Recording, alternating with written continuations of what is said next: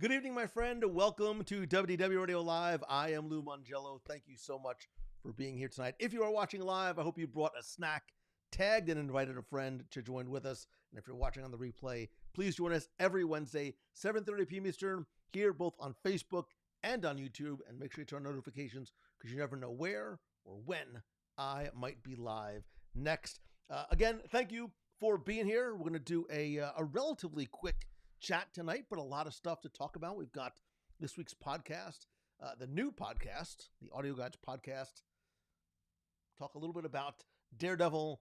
Flower and Garden starts next week, and a special event coming up.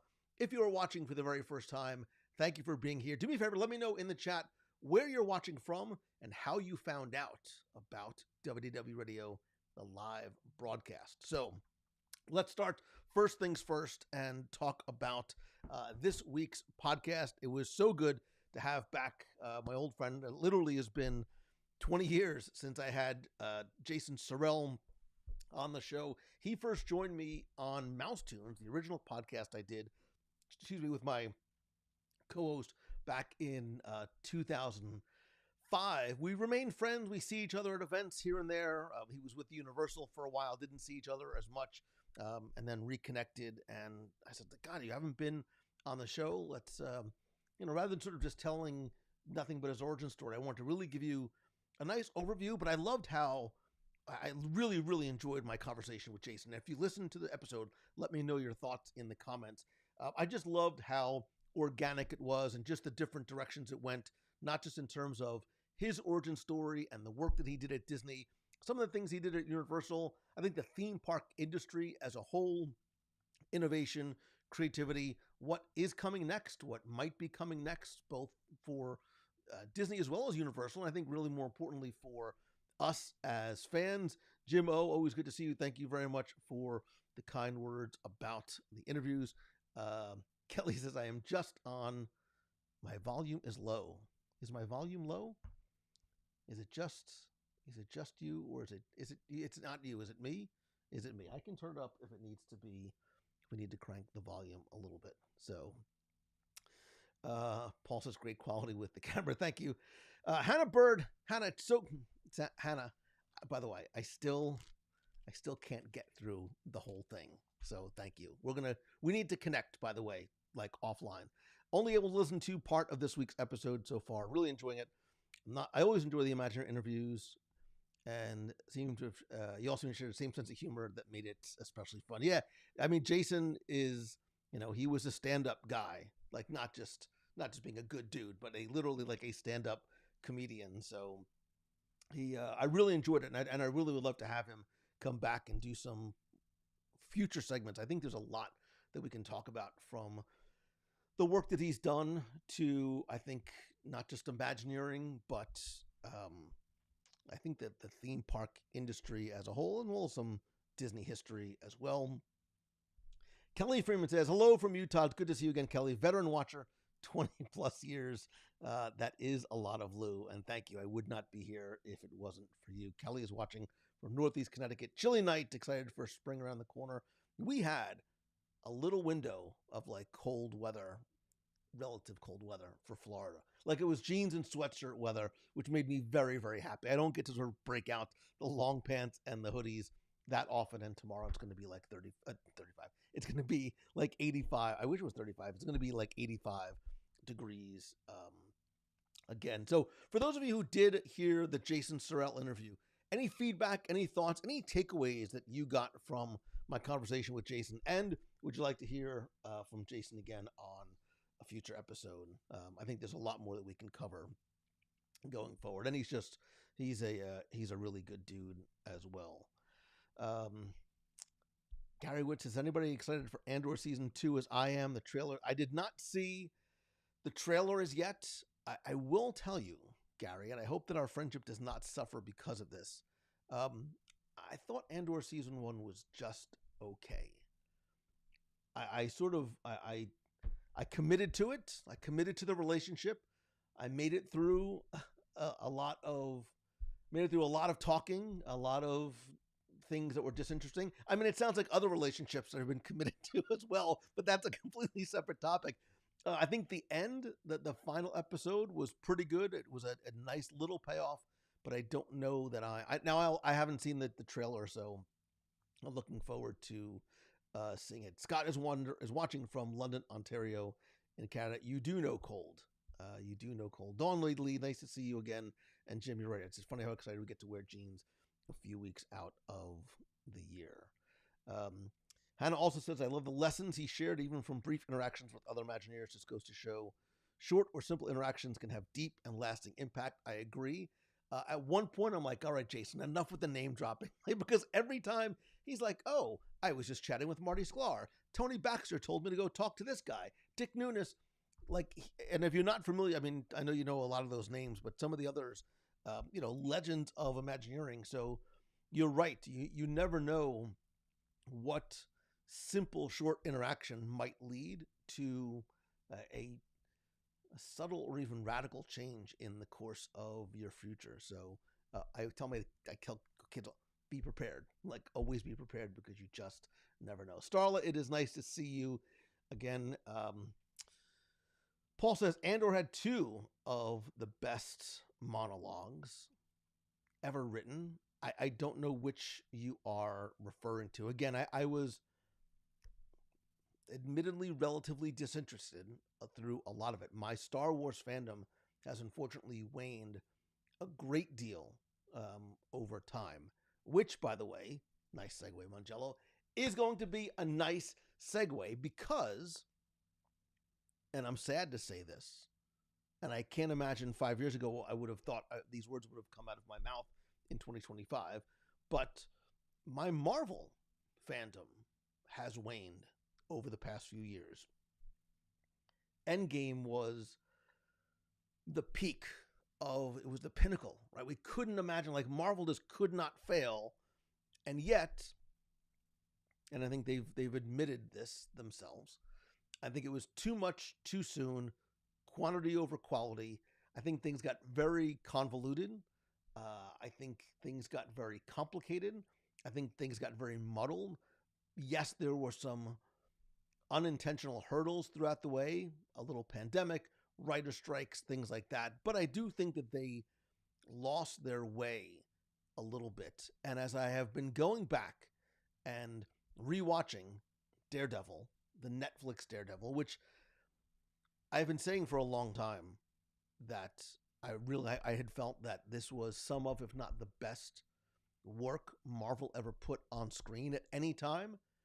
As I am into season 2, I'm about halfway through season 2 as I'm trying to get ready for the release of Born Again a week from tonight, which I can't believe it's coming up that quickly. I am more firmly planting my stake in the ground.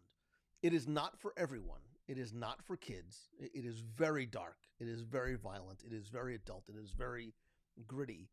But I think it is not just some of the best written, but best acted. This is not, the Netflix Daredevil series is not a superhero show. It's not. Yes, it is about someone that has quote unquote superpowers, but that is not what it is. It is a character story. It is a crime drama. It is this very personal, sort of emotional journey and roller coaster that Matt Murdock goes on. There's a lot in Matt Murdock that I see in myself, which maybe there's a relatability factor for me, not just because I'm without my contacts and my reading glasses. I too am blind as a bat. I am also, a recovering attorney who is Catholic. So there are themes in this show that I can definitely understand, but I just think in terms of truly complex, conflicted characters, I think it is just so incredibly well written. And based on just what I'm starting to hear through the grapevine about the first 2 episodes of Born Again, the words I'm hearing is Marvel's back. They are getting back to the thing that got them where they were. So I'm excited to be able to go on this journey with Daredevil again, looking at it with fresh eyes, with a better understanding of the character and things that have happened since the Netflix series, both in real life as well as in sort of according to story. So I'm trying to get through, as we're sort of doing a, hopefully you're participating in this very informal rewatch. I have a lot of Daredevil to get to in a very short period of time, and I don't watch a lot of TV, so I don't know how these two immovable, opposable objects are going to meet. However, because ideally I'd love to watch some of the Defenders or Punisher between now and then, it's not going to happen, but that's fine. But if that type of content is something that you're comfortable or even mildly uncomfortable, it's okay with, I think if you are a Marvel fan, or if you're just a fan of really good drama that can get heavy and can get, very, very dark at times, I think Daredevil is exceptional. I want to know from you, have you seen it? Have you seen the Netflix Daredevil? Are you doing a watch or rewatch, and are you excited for Daredevil Born Again next week? Let me catch up on content. Jim says you are not the only one with Marvel. I know, and it makes me sad. It makes me sad. And as a quick tangential detour, I went to go see Captain America last week with my son, where normally in the past we would have been there opening night. We would have been there opening night and probably had not just one night's worth of tickets, but multiple nights. Like usually, if it came out on Friday, we would get tickets for Friday and Saturday because we knew we would want to go back and see it again. The first time, you're just taking it all in, and the second time we go in looking for different things, watching it with a different eye, a little bit more critical sort of review. It took us a little while to get to Captain America, and I'm sad that I was sad that I was sad. I'm disappointed again that I was so disappointed in the movie. And I shouldn't admit this, but I will. I might have closed my eyes for a minute or two because I was just not. I was not enthralled. It is a movie, and I'm not going to spoil anything, but it's a movie that did not need to be. It did nothing really up until it does nothing to advance the story of the MCU, other than the very end, and maybe in filling in some almost fan service gaps. And I didn't like how I felt walking out of that movie. However, I'm preparing myself mentally and emotionally for Daredevil next week. Eileen, you're right. A lot of different dimensions and universes. I think that's part of the problem. I think going to Marvel movies, trying to be a Marvel fan, got very difficult. It got very convoluted. It got very complicated because now you not only had to watch and remember a lot of things from the 30 MCU films, but the Disney Plus shows, and now there's multiverses and variants and different timelines and different universes where nothing really matters anymore, right? If somebody disappears, they die, they go away, it doesn't matter. There's no gravitas, there's no consequence to anything, which is why I have always been and continue to be so grounded in the grounded characters. I like Stan Lee talked about the world outside your window, which is what Marvel was really sort of built on. It's why I grew up loving and understanding and relating to Spider-Man. And then as I got older, feeling that same way about Daredevil, who they both exist in the same universes and they will come together. Well, again, other than the complicated licensing nonsense, I will say this. They have come together in the past in the comics. Look, Wilson Fisk was a Spider-Man villain before he was I think people don't know this. Wilson Fisk, who's an amazing villain, Vincent D'Onofrio should get every award that they have for streaming services, TV, whatever it is, for his portrayal of Kingpin. But Kingpin was a Spider-Man villain before he was a Daredevil villain. But there's a lot of crossover because they all exist. They live in, Spider-Man is in Queens, Daredevil is in Hell's Kitchen. And I'll actually show you proof of the fact that they overlap a lot. I just happen to have something on my desk, and I'm like, oh, it evidences exactly what you are talking about. Kira says, I have to go and watch the original Daredevil because I haven't yet, but you want to before you dive into the new show. Kira, listen, it's Wednesday night. We're going to be done here relatively early-ish. Put on your little footy pajamas, get a little snack or multiple snacks, and dig in. Because I think for me, I think Daredevil grabs you right away, as opposed to some of the other, especially the Netflix series, or even some of the stuff I think that Disney Plus has been doing in past years, where you have to sort of, like I think Andor, you've got to buy into the story because there's a lull in those middle episodes. I think Daredevil, especially in season 1, is just like nonstop, like week after week after week.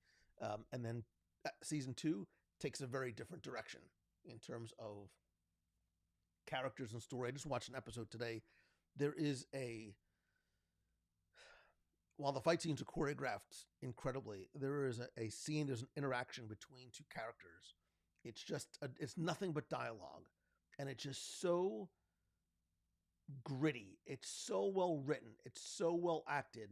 I want to just like stand up off my couch, wipe off all the Doritos, and just give my TV a little round of applause. Tom Swan says, the Netflix series reminded me of the Frank Miller comic run, dark, gritty, complex. You're 100% right. And that Frank Miller run, so Frank Miller was originally an artist and then a story guy for Daredevil, but not originally. So the original Daredevil in the comics, no, I don't have one. Actually, in the original comics, was very sort of campy. All right, he had the yellow and red suit. A lot of the villains, like the Owl and some of the other guys, were sort of that typical mid-60 like campy comic. When Frank Miller came in, he sort of turned the dial to a little bit of the dark, and that's where a lot of this, what we're seeing in Netflix and Born Again, is going to be. And if you're interested at all in the comics, this just came out. This is called the Marvel Premiere Collection.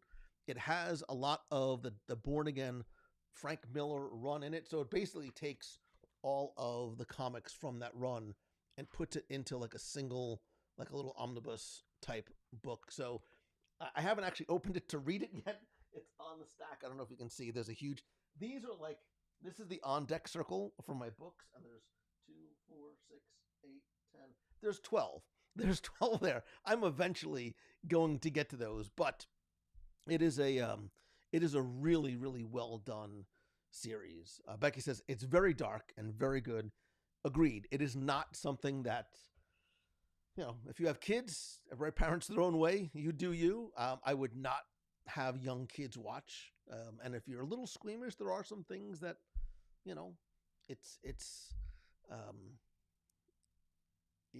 very authentic in its portrayal of a lot of the violence. Thomas one, yes, I am both Catholic and a recovering attorney.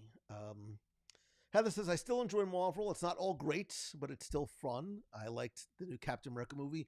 So I'm going to, just for fun, this is Heather, this is fun conversation. I'm going to push back on that a little because I did not think that Captain America was fun. There's this weird spectrum in the Marvel movies, and sometimes they can't find that sweet spot. Part of what made phase 1, 2, and 3 so good was that perfect balance of great storytelling, authenticity to the comics with the characters, great acting, and that little injection of humor in appropriate places. They see that that was working. They see that it was also attracting, I think, a younger audience as well. So they dialed that up, and like their hand slipped. They turned it up to 11. What am I talking about? Thor Love and Thunder. Like Thor Ragnarok, it started to get there. Thor Love and Thunder was just like, it was kooky. And don't even get me started on the singing planet in Captain Marvel. I can't get past it. Like, I just can't get past it. There's not a lot of that in Daredevil. I will tell you. Hannah says, I just finished the first watch of Daredevil season 1 to 3. It really was a listen because you're right, it's brutal at times, but I want more, and I'm excited more is coming soon. And I think the thing, and I just had a conversation with somebody else about this the other day because I was asking her, I was like, "Oh, are you watching Daredevil?" And she's like, "It's taking me longer to go through it because Daredevil, for me, and I think for you, is not a show. It's not a background watch. You have to pay attention to what is going on screen, not just because." And I know I sort of keep talking about this, but I think the subtlety in the performances are so good. Watch Vincent D'Onofrio in Wilson Fisk. Watch watch his eyes. Watch the very intentional movements of his hands and the twitches that he has. There's meaning behind everything, and I'm like, oh, like I love the fact that I watch him. I'm like, God, that was so good. Like I need to stay up a little bit longer. I need to watch another one. That's what I haven't felt in a long time. So I dig this feeling again. And from what we're hearing, Born Again is going to continue that. Thank God they went back. They did reshoots. They scrapped a lot of what was originally shot because in the original Born Again that was being shot, like you didn't even see Daredevil in costume for the first 4 episodes, which is fine. But where we are now in the Daredevil story, it doesn't really make much sense. As I go back and with a rewatch, I'm picking up so much more that I missed. Like I'm like that meme of Leonardo DiCaprio like jumping off the couch and pointing to the screen like, oh, I see that. I caught that. Like there's a scene where the person who is making Daredevil's costume, again, very minor character, great performance, but in the comics, that person was and becomes someone else. And at one point, it's a throwaway line where he's talking about something that he's wearing and he unzips his jacket and you see under there just a little tiny piece of what is clearly meant to reflect his costume for the character becomes. I'm like, God, that's good. Like it's a little bit of fan service. It's a throwaway. It doesn't mean anything if you don't get it, but I'm like, those are the little things. Yes, there's humor. Like there's humor and there's romance and there's drama and there's like this wonderful emotional roller coaster, but it's not trying to be funny for the sake of being funny. Uh, Thomas Swan says, if you watch, make sure you watch The Defenders before season 3 so you know what's going on in episode 1. It does help if you can, but again, that's a lot to try and watch before next Wednesday. So this weekend, I need to check my calendar because I'm hoping that I'm hoping that I don't have very much going on because again, I want to sit down on the couch and watch and pay attention, but usually I'm distracted with my laptop as well. Joanne says, I rarely read comics as a child, so the Marvel superhero universe was relatively new when the movies started to come out. I enjoy them, but I can't say that I am an avid fan. And I think you don't have to, because I think it's a big bite of a huge elephant to try and take it all in. I think finding a character, a storyline that you want to sort of follow is not just easier, but I think it will be more enjoyable. So find a character or group of characters that you like. We're in the process now of closing the book on characters and actors that we've known for a really long time, and we're going to see the introduction. It's not like it's being rebooted, but it's like starting again with all of these new characters coming in, right? Thunderbolts, Young Avengers, West Coast Avengers, Dark Avengers. Oh, there's going to be this hopefully wonderful feeling again of, oh, I like this person. I like her. I want to sort of continue to follow their stories. I want to attach myself to that character. I'm fortunate, like for me as somebody who loves Daredevil, that I've got the Netflix series. I've got 3 seasons of great TV, which is a wonderful on-ramp. Yes, he appeared in Echo and he appeared in She-Hulk, 2 series I did not love, but I love the fact that he was in there because Daredevil is a character that, although he is very ground level, he is inserted in a number of different ways into some of these team ups, into some of these other stories, and I think he lends himself and his character lends itself to. Again, I don't want to sort of spoil anything for anybody who hasn't seen it, but I think you'll be seeing Daredevil on not just a small screen, but this big screen as well. Janet says Netflix Daredevil was great, definitely dark. Again, it very much the Frank Miller run of the comics is where the character started to get a little bit more adult, a little bit darker. Do I think it would have been better as a Disney Plus release? I think you're talking about Captain America. Yeah, I think Captain America was way too long.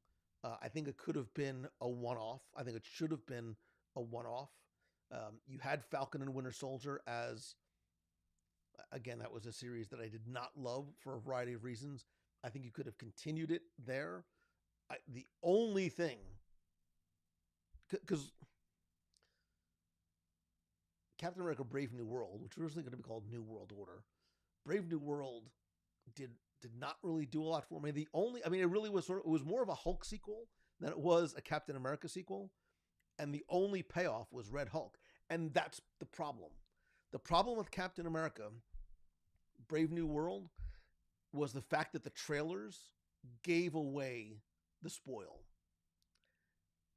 And I think that speaks volumes of Marvel's lack of confidence in the story itself. Because I think one, and I'm not going to spoil, but Giancarlo Esposito was absolutely wasted. That is, I want to write him, I want to send him a card because he, as an actor, was absolutely wasted on that film. What they should have done is made us think in the trailers that he was the villain. He and there's another secondary villain that we see again that we originally saw at the end of the Incredible Hulk. Harrison Ford turning into Red Hulk, that should have been the wow moment. That should have been the thing like, oh my God, you need to go see this because this thing happens near the end. The payoff is in the third act. And I think the fact that they showed everything in the trailer, it left nothing to surprise. I wasn't surprised. There was no wow moment. There was no moment I was like hitting myself like, oh my God, this is really cool. I didn't have that. And that's part of what made me sad and disappointed. Bridget says we started watching season 1 Daredevil on Disney Plus. Again, I'd love to hear your thoughts about it. You can talk about it in the clubhouse. We also have a spoiler support group on Facebook. If you go to www.com/spoilers, you can talk about Daredevil. You can talk about Cap. You can talk about Andor in a place that you don't have to worry about spoiling it for anybody else. This is very much a spoiler, like it is a spoiler welcome zone there. Let's see. Hannah says, I tried to watch the premiere of Cap on our treasure cruise. I wanted to, but I did not make the midnight show. Left halfway through. It hadn't gotten good for you yet. And I think that's it. Like, I think if it was good, it would have kept you up. It would have kept you like excited and going. Like, it did not have that. And there was nothing in the story that was making me excited for what was to come next. Only that, like, all right, let's get to Red Hulk because I know that that's what's coming. And even that was sort of like, okay, like I'm seeing what I saw in the trailers, and it's a shame. Amy says, Cap was a flop. He won't recoup and took forever to shoot. Rewrites directors. You're 100% right. And, you know, God bless the marketing and PR folks, because it's like, well, Cap made this amount of money this weekend. I mean, right, because there was nothing else out. Right? There was nothing else coming out. But the drop that it took and where it is now and the box office and Rotten Tomato and reviews have it down where, like, the Marvels is. So it did not deliver on the promise. And I think as somebody who loves the Captain America movies, I love, first of all, I love the first Captain America. I know Winter Soldier is incredible, but I love the period pieces. I love the origin stories. I think the first Cap is such a great movie. I don't think that this movie lives up to the Captain America name. So, Becky says, love the actor that plays Fisk. Vincent D'Onofrio is so good as Wilson Fisk in that first season of Daredevil. Like, just like watch it for his performance. Paul says Vincent is great as Kingpin. Hannah says it's a standout. It almost makes me like, well, look, if you think about it, Kingpin is a sympathetic villain. he's Thanos, right? He's the villain whose intentions are good. The execution, literally and figuratively, is not. Right? He is a bad dude, but you see when you see his story, it doesn't excuse anything, but you understand the why. You understand how he got there. But consistently through season one, and I think what we're going to see, as you know, it's no surprise he's mayor in Born Again. His hope, his intent is to rebuild Hell's Kitchen. It's to make the city that he loves be safe. And so, yes, he's a very violent crime boss, but his want, in his mind, the reason for what he is doing is relatively pure. So there is a little bit of sympathy for him. And then when you see what happened to him as a child, and you see he has this he like his love for Vanessa like throws him off the track because he has this such pure love for this woman and a feeling that he never had before. It's so good. So Kelly's like, I don't watch any superhero movies. I have no idea what you're talking about. I'm just enjoying the show and eating my corned beef and cabbage. So Scott says I never saw Daredevil because I maybe think of the Super Dave show whenever I hear the name. Yeah, 100%. Not the straightforward villain. It's a villain with depth, if that makes sense. Absolutely as well. Punisher the same way, Thomas Swan. Punisher comes in season 2. There is a Punisher standalone show on Disney Plus, which I also think is a great watch. I think John Bernthal, same thing too. Like you understand the motivation. Again, the execution, literally and figuratively, is not necessarily maybe the way to go about things. He's not necessarily a choose the good kind of guy, but his performance and his motivation is absolutely outstanding. So Frank Miller was at MegaCon, but he was only there on Saturday, so I missed him. But I will tell you, I was at New York Comic Con last year, and I've been going with my son probably for 5-6 years. The best panel, actually last year, two of the best panels I've ever been to at any con anywhere. We went to a Godzilla -1 panel, and we were like 5 feet away from the writer and director who, like, when you hear how that movie got made and the way they did it, it was fascinating for a variety of reasons. But then we went to another panel, and Frank Miller was there, and C.B. Cebulski was there, who's the editor-in-chief at Marvel. And then they bring out D'Onofrio and Charlie Cox, and Nicholas and I are in the front row, and they're like right there. And so you've got like Frank Miller, the comic book author. They had some other artists and stuff in there who did other runs and stuff as well. D'Onofrio and Cox. It was just, and I don't, do I have it with me? Oh no, it's being graded. I sent that they gave an exclusive, like exclusive Daredevil comic that you can only get at that panel that I sent off to be. Did I send it to be graded? Yeah, actually, that's what I had these on my. So if you see here, I can't take it off the wall because of the way I have it mounted. That is a Daredevil comic. That is Daredevil, and he's holding the scales of justice. Very quick story, just because I have to. I was with my son a couple years ago. I loved that cover because it's Daredevil and the lawyer, and we had separated for a little bit to go do something. I was like standing online, or I was in a panel or something. He said he went to the bathroom, and unbeknownst to me, he had like gone back to, I'm gonna cry.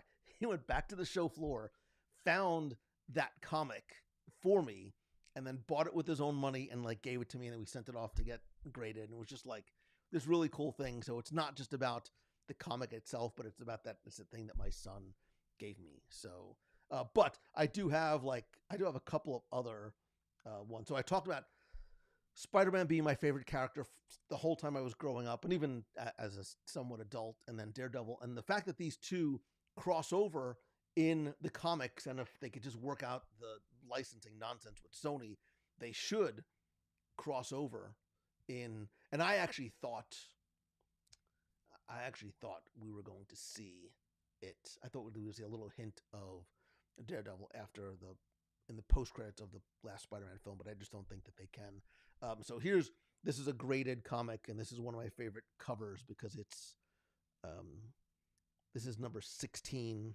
This is obviously Spider-Man, and oops, it's hard to see with all the light. I know. Wait,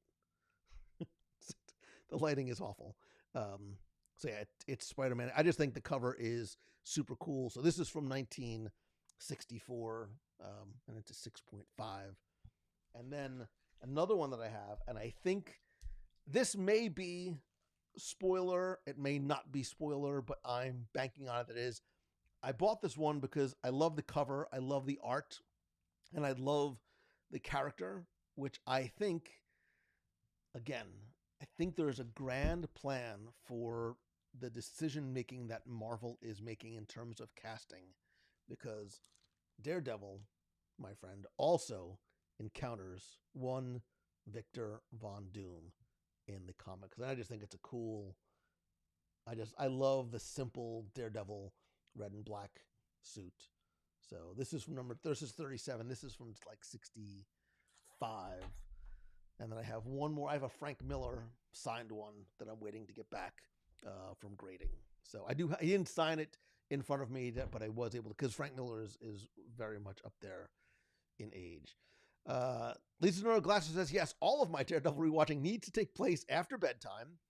I'm assuming for your kids and or your husband, which is a very limited block of time. And I think that's when, oops, what did I do here?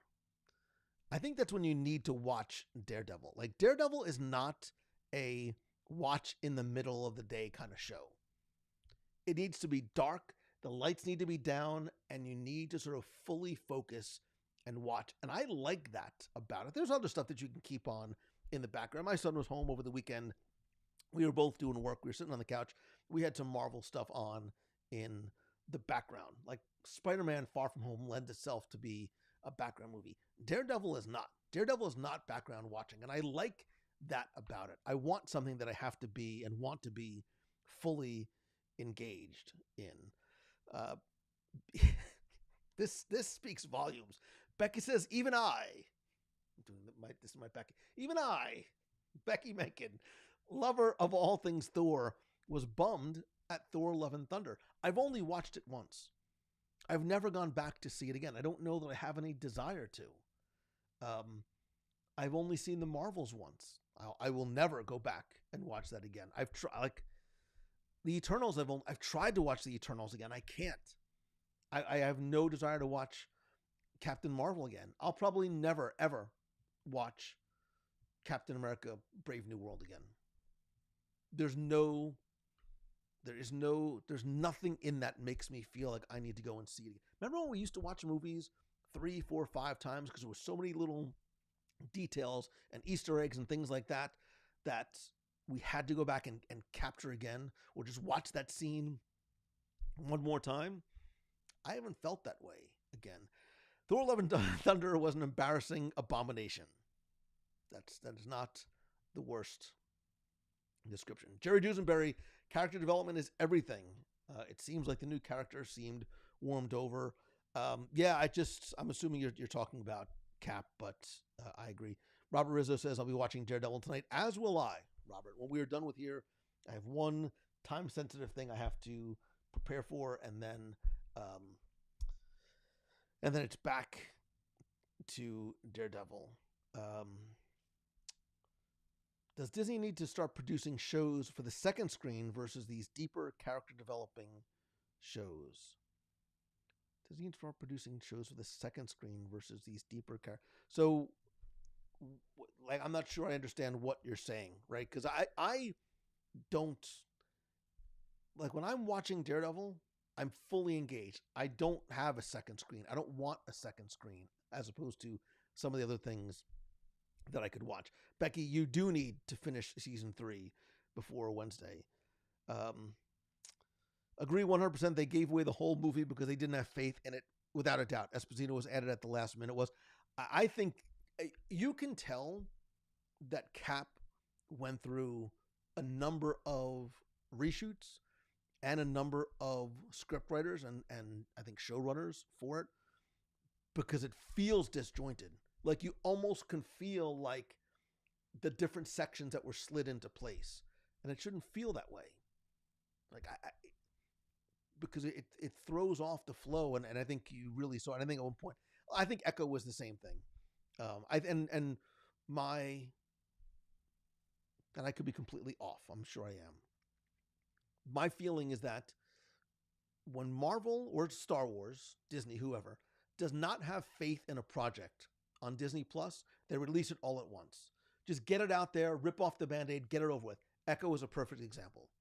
I think Echo was just okay. So I don't think anybody was like, "Oh my God, this is the best thing that Marvel has done." I think the character and the actress suffered because of the writing, and like She-Hulk, I was just like, "All right, bring on Daredevil." Like, come on, that's the payoff for me was Daredevil. I think when they have confidence in a series, they release it week over week. WandaVision, I'm looking at you because we want to have that water cooler conversation. We want to think about it. We want to watch the recap videos. We want to watch other people on YouTube break these things down. We want to sort of like dive headfirst into the exciting fandom and just like have that be part of it and then that excitement build for the next week. When WandaVision came out, I would watch those episodes at least twice. At least twice. I haven't felt that way the same way since. And that is a real unfortunate shame, I think. Mandy B says, I also think that the trailers show way too much of the movie. It takes away from the excitement of an upcoming film. I think, Mandy, I think it's okay to breadcrumb things that make you go, oh my God, this is where they're going. I can't wait to see if they do this. I can't wait to. But when you give away like the big reveal, like there was nothing. It was a nothing burger. It was a nothing burger. It was Captain America didn't deliver anything that we didn't see or expect from the trailer.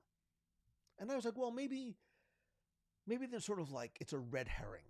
Maybe Red Hulk is the red herring.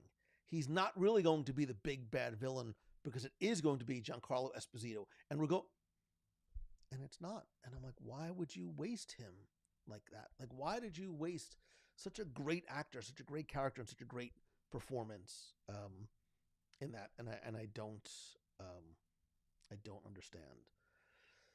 I'm worried about Fantastic Four, says Mark. I'm hoping that the ship is righted enough for Fantastic Four, because man, you mess up Fantastic Four again, as it has been messed up like time after time. There was a Fantastic Four that was so bad. How bad was it? It was so bad it was never released. It was a Roger Corman Fantastic Four that they made back in the early 80s just to protect the license, and it was so bad it never saw the light of day. You can probably find it on YouTube. They used to sell it. They used to sell, so supposedly one copy leaked out, and they used to sell it at like comic book conventions and like computer conventions like years ago. Like it was the, like remember, if you're old enough like me, like Faces of Death, it was like this illegal thing that got sold in sort of the underground. That's what the Fantastic Four was. But they've done, I mean, the Fan-Four-tastic film was, God, so awful. They are the first family of Marvel. You cannot mess this up. I think that the casting choices are interesting. Pedro Pascal is great. I don't see him as Reed Richards. I don't know why they just didn't. And I know it's a different. Here we go. It's a different universe. John Krasinski is from a different universe, from Multiverse of Madness, which is also not a great film. I had that on the background this past weekend. It's basically the WandaVision sequel. But we'll see. Paul, I keep getting emails about Comic-Con, the cruise. You walked into the Frank Miller panel. Wow. I would do the Comic-Con cruise, like a super fun nerd cruise. Maybe I'll have to pull that email up and see if I need to do a research trip. Becky has called me nerd both on Facebook and YouTube, and it's fine. I am happy to embrace my inner nerdiness. There are worse things, Becky, to spend our time and money back. Hannah's excited to see RDJ back as Doom. Any thoughts on RDJ being brought back for Von Doom. So I think that I think RDJ as Victor Von Doom, I think a lot of people saw that as Marvel is so desperate for a win that they have to bring back their most beloved actor. And I don't think that's it. Because there is a world, there is a storyline where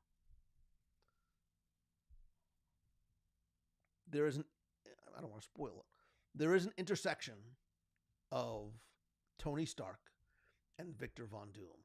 And I have to assume with the muddled mess that that everything has happened between like just abandoning the Kang storyline, right, because of Jonathan Majors, I have to assume that that is where they are going. They have to, because otherwise, why do you make such a huge reveal and potentially controversial reveal? Other than because he can't be. Well, wait a minute, isn't that the same actor who was Tony Stark? It can't be that because it's like your audience isn't stupid. Like, so he has to be Tony Stark as Victor Von Doom, and I think it should hopefully make sense. Anthony Flacco says, I still have my Spider-Man comic that Lou's in. Perhaps Lou, it's that one right there, will show up one day consulting with Matt Murdock. Oh, listen, man, dreams really do come true. Vero Mike says, today is a good day. Kathleen Kennedy is leaving.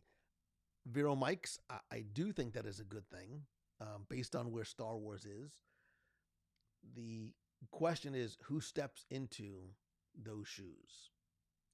Because what happens now is, are you stepping foot onto a sinking ship, or are you stepping foot into the legacy of Star Wars and having to step foot not into Kathleen Kennedy's shoes, but Kathleen Kennedy's shoes who are sort of stuck inside of George Lucas's shoes? How are you able to, who is going to be, and I know this is overly dramatic, but who is going to resurrect the Star Wars franchise to get it to where it once was? It still has its hardcore fans. I absolutely understand.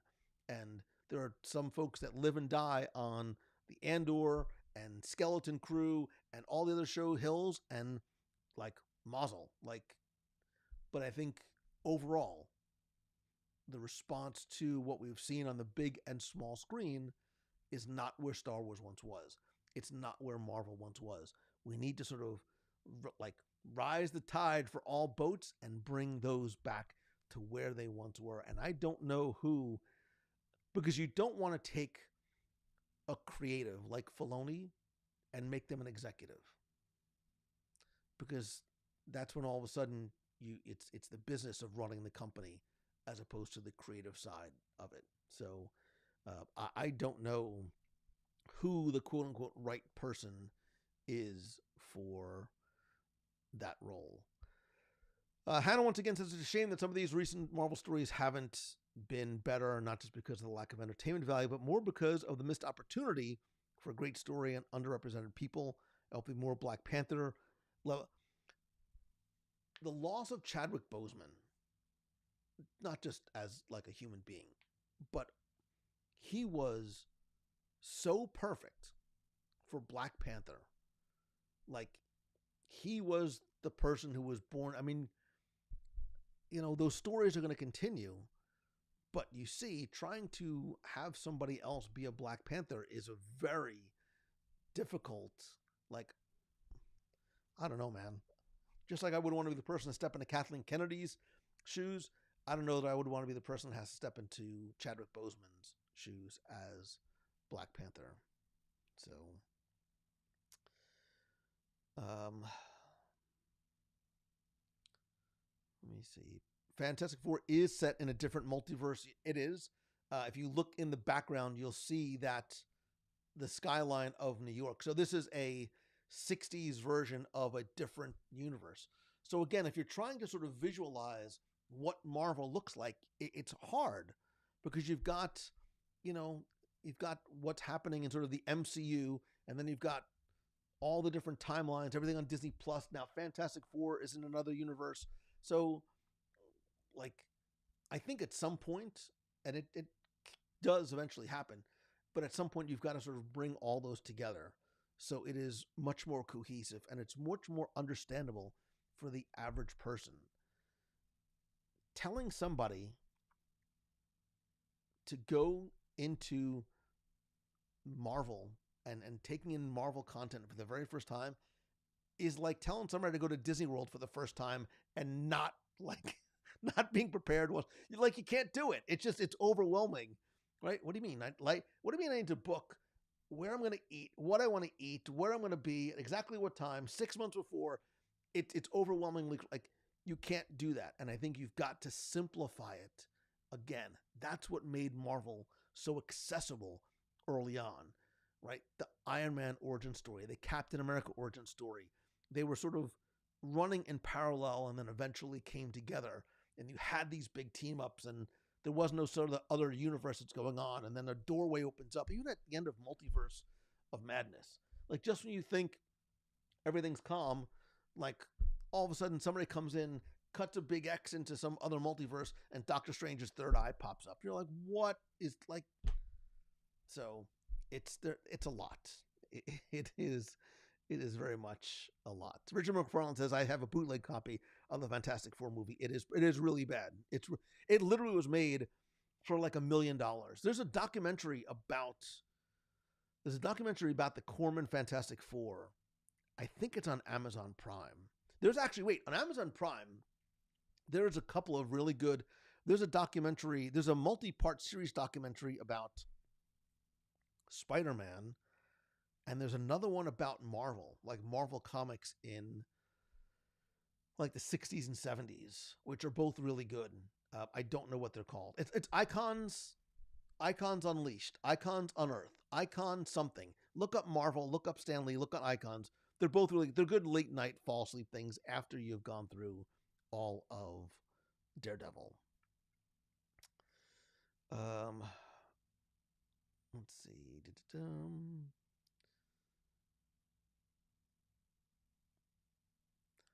Gary Witt says, I do think, as fans, we need to focus on just sitting and enjoying the content, allow the escape from reality, and enjoy the story and visuals. Online reviews and box office info can ruin the fun. I agree. But I think what happens, Gary, I agree. And I think that's part of what the escapism of Marvel is what we enjoyed. I think what happens is when the escapism gets, there's an incursion of reality, like, because wait, I don't understand what's going on.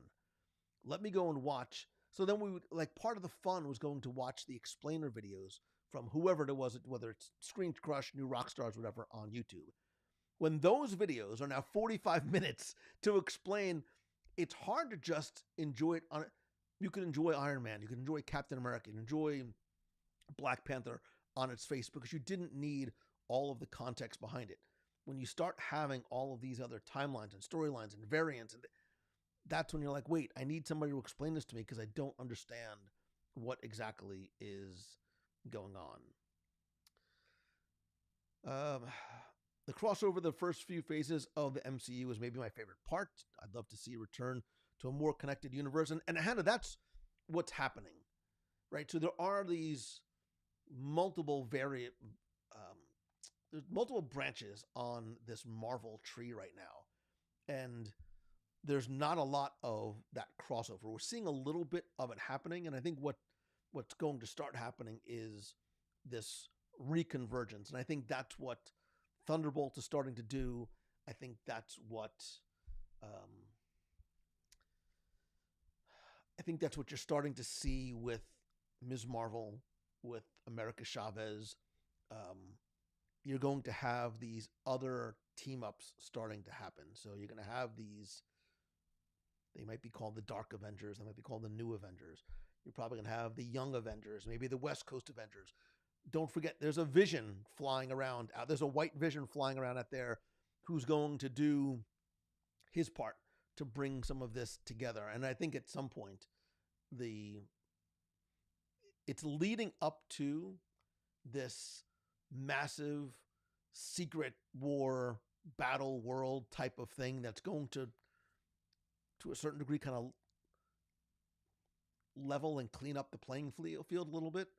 And I think we'll go back to a simpler time. But for me, I'm going to stick.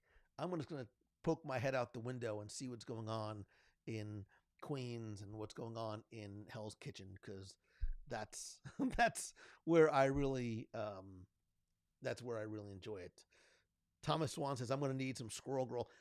They did have an animated Squirrel Girl on Disney Plus. They had a few Disney Plus shows that very much flew under the radar because I think they really were geared more for kids. However, I'm taking my glasses off for effect. If you have not seen the Friendly Neighborhood Spider-Man on Disney Plus, it might seem like it's geared towards the late teen. Maybe it is. I'm going to plant my flag. Your Friendly Neighborhood Spider-Man is one of the top 2 Spider-Man shows ever. Hold for applause or boos, whatever it might be. The first couple episodes, I'm like, oh, what are you doing? Like, you're swapping all these characters, you're doing all these like things, and I was like, wait a minute. Like, there's cliffhangers and there's new characters, and the animation style is really freaking cool. And the way it ends and the things that it's setting up, it's really, really, really well done. And it's good. Like, your kids could watch it. Adults could watch it. It's a little bit of a different take on a familiar story, but I think it's really, really well done.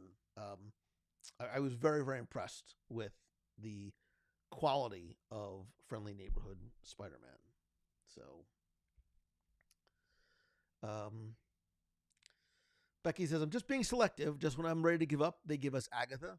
Yeah, I think Agatha was one I like. First of all, I thought the acting across the board in Agatha was really, really good. I really like Catherine Hahn.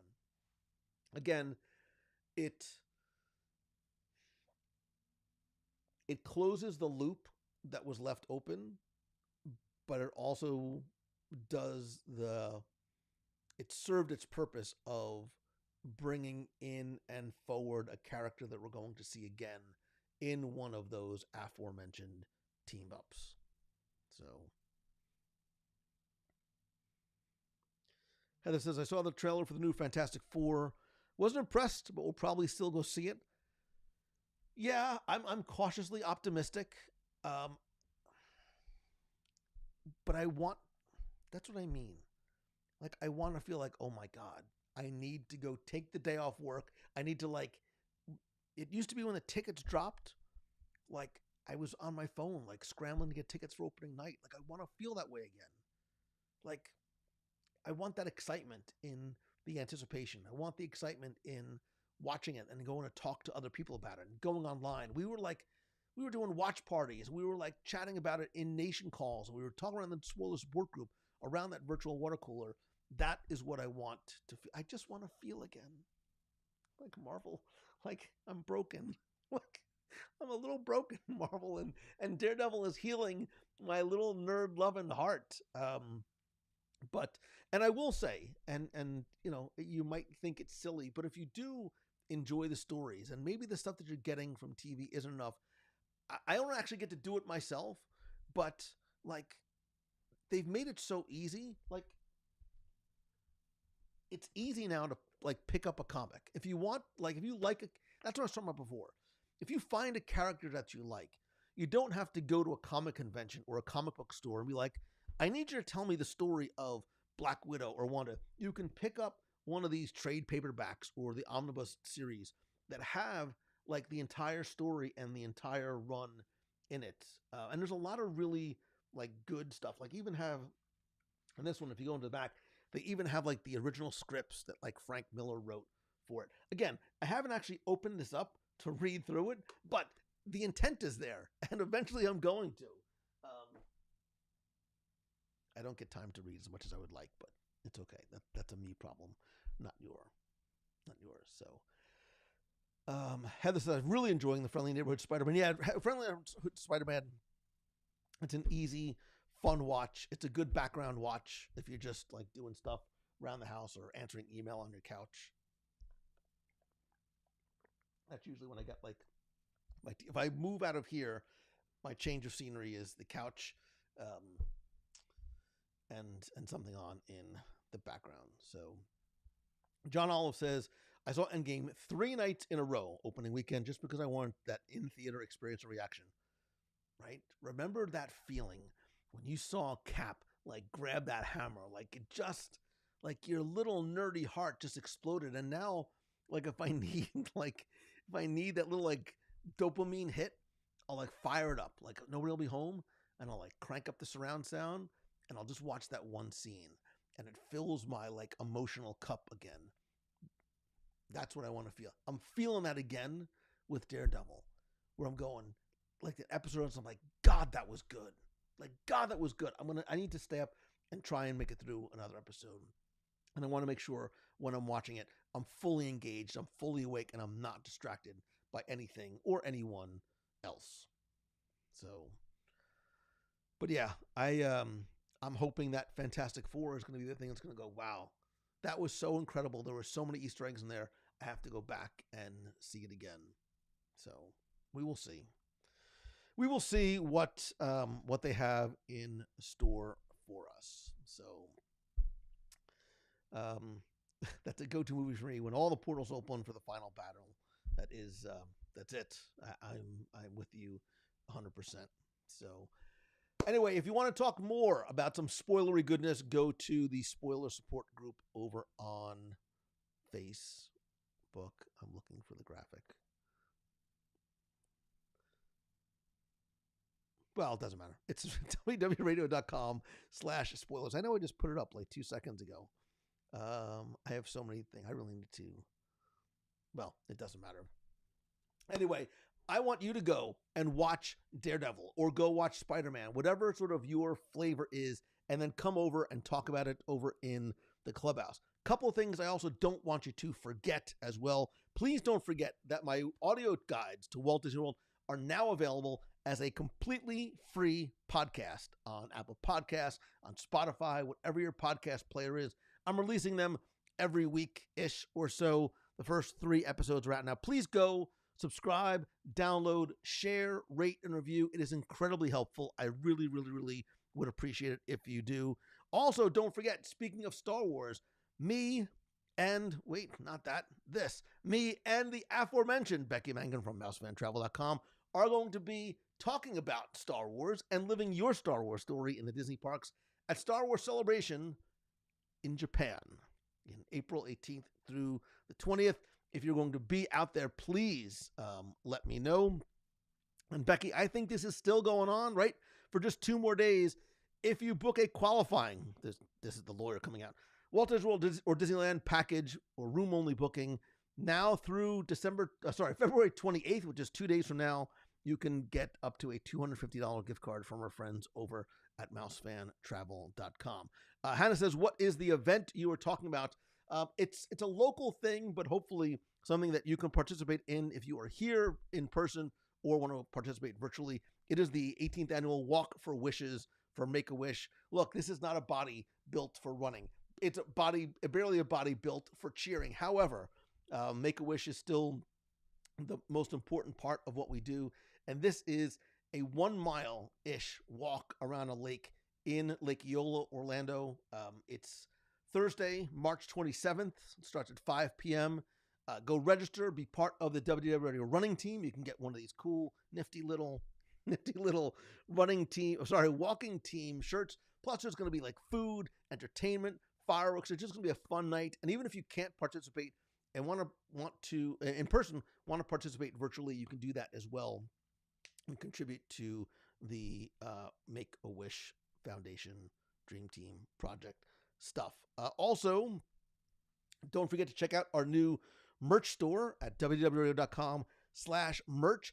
If you go there between now and Sunday, if you got today's newsletter, I've already built the code into it. If you go between now and Sunday, you can save 15% on anything and everything in the store using code FEB15, FEB15. But if you check out today's newsletter, it is in there as well. What else? What else am I forgetting? We still have our cruise on the Destiny coming up in next February. I would love for you to join us again. You can go to the events page or just visit. You'll go to www.com/Destiny25 to get a free, no obligation quote from our friends over at Mouse Fan Travel. What else? What else? Don't forget, too, I got my mini course still going on, just $7 if you want to turn what you love into what you do, launch your own dream business. It is a 5-day course that is sent to you via email, giving you the blueprint for solopreneur and creator success. You can learn more over at LouMongello.com. And tickets for my Momentum Weekend Workshop are on. Did I put them on sale? Yes, I think they're on sale now. I'll talk more about that coming up soon. Are there stickers in the merch store? Are there stickers in the merch store? That's a great question. I have to look and see. I don't know the answer to that question. Yes, maybe. I will find out. I will find out. So, what else? What else? I think that's about it. I think that is it for this week's show. I want to give you guys a chance to go and spend time with Daredevil, spend time with Spidey, spend time with your family or friends, or just spend some time by yourself. And again, don't forget, if you're going to World Land anywhere on the big blue beautiful world of ours, go and visit my friends over at mousefantravel.com. Oh, Becky, I was just about to say, all of our ABDs are sold out for this year. So we've got our 2 ABDs to Disneyland in Southern California, our pre-River Cruise ABD to the Paris Escape, our Paris Adventures by Disney, and our Adventures by Disney to Japan coming up in May, which I cannot wait for. That is awesome. But we've got some really cool stuff that we are planning for next year, maybe this year, and beyond. So that is going to be it. If there's anything I can do to help you out, please let me know. If you want to help the show, please come be part of the WDW Radio Nation family. It is for a little as $1 per month. It's a great way to help support everything that we do here. And please come be part of the community conversation over in the clubhouse and invite your friends to come and be part of it as well. I love and appreciate you. Wait, let's see if I can do the gesture things. There you go. I love and appreciate you. Thank you so very much for tuning in. If there's anything that I can do for you, please reach out and let me know. Share the show. Tell a friend. Have an amazing night. Love you. See you.